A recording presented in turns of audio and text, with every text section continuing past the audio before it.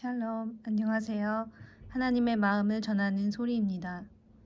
오늘 이 시간에는 믿음의 목적이 무엇인가를 점검하는 것에 대해서 함께 나누고자 합니다. 오늘날 신자들은 저마다 믿음을 가지고 있습니다. 그 믿음이 자기를 구원하여 줄 것이라고 굳게 믿고 있는 자들도 있고 또 불안해하면서 구원을 갈망하는 자들도 있을 것입니다. 저마다 믿음을 가지고 있는데 자신이 소유한 믿음이 구원 얻는 믿음인지 어떻게 점검할 수 있을까요? 여러 가지 점검할 사항들이 있겠지만 오늘은 믿음의 목적에 따라서 점검하는 방향을 말씀드리고자 합니다. 내 믿음의 목적이 나를 향해 있는지 이것을 살펴보시기 바랍니다. 내가 믿어서 구원받고 내가 믿어서 사랑받고 내가 믿어서 성경에 약속된 복을 받고 그것이 가장 중요한 목적이 아닙니까? 신앙생활의 모든 귀착점이 나 또는 내 가족을 향한 것이 아닙니까? 세상의 복이든 영생의 복이든 그것이 내 신앙생활의 목적이 아닙니까? 찬찬히 자신을 돌아보십시오.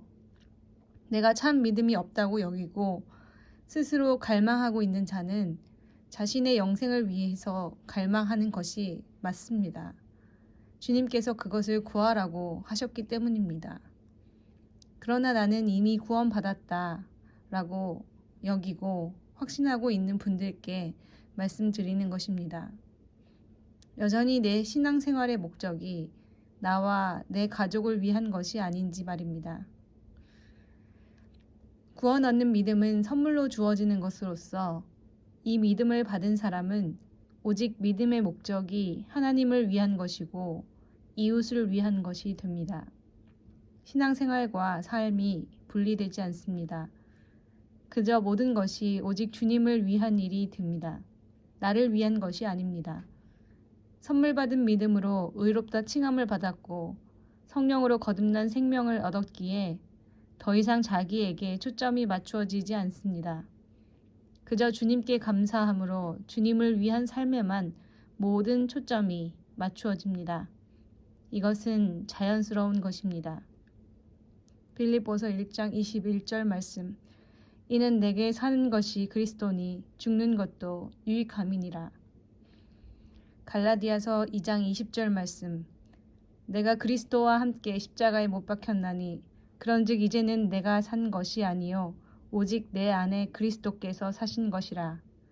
이제 내가 육체 가운데 사는 것은 나를 사랑하사 나를 위하여 자기 몸을 버리신 하나님의 아들을 믿는 믿음 안에서 사는 것이라.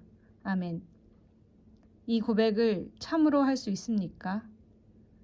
거듭난 성도는 더 이상 자기의 목숨으로 사는 것이 아니기 때문에 곧 십자가에 그리스도와 함께 내가 못 박혀 죽었기 때문에 이제는 그리스도께서 내 안에 사시는 것이기 때문에 이렇게 고백하게 되는 것입니다.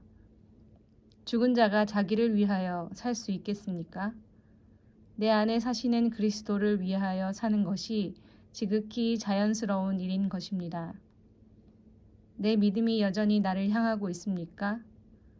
어떤 일을 결정할 때 나의 유익을 먼저 생각합니까? 아니면 주님의 뜻을 생각합니까?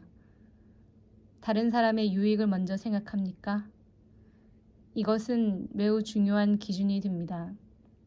내 안에 성령님이 나를 다스릴 때 이 일이 가능하기 때문입니다. 지극히 이기적인 존재인 인간에게 절대 불가능할 것 같은 이 일이 가능해집니다. 이것이 곧 하나님이 하시는 일입니다. 사람으로서는 할 수 없으되 하나님으로서는 능히 하실 수 있는 일입니다. 자신의 마음을 정직하게 짚어보시기 바랍니다. 조금이라도 마음에 걸리거나 의심스럽거든 주님 앞에 이 문제를 가지고 나아가십시오. 정직한 마음으로 나아오는 자에게 반드시 주님께서 빛을 비추어 주실 것입니다. 회개하기를 바라시는 부분을 반드시 눈을 밝혀 보게 하실 것입니다. 주님은 말씀으로 역사하십니다. 그분의 말씀을 고대하고 기다리십시오. 간절한 마음으로 정말 갈망하며 기다리십시오. 그 시간이 힘들고 답답할 수 있어도 그것이 반드시 필요한 시간이기에 그 시간을 허락하심을 믿고 끝까지 매달리고 기다리십시오. 그분의 선하심과 자비하심을 믿으며 간구하십시오. 반드시 성령님께서 인도하심으로 그분의 조명 가운데 그렇게 간구하며 기다리는 자의 눈을 밝히실 것입니다.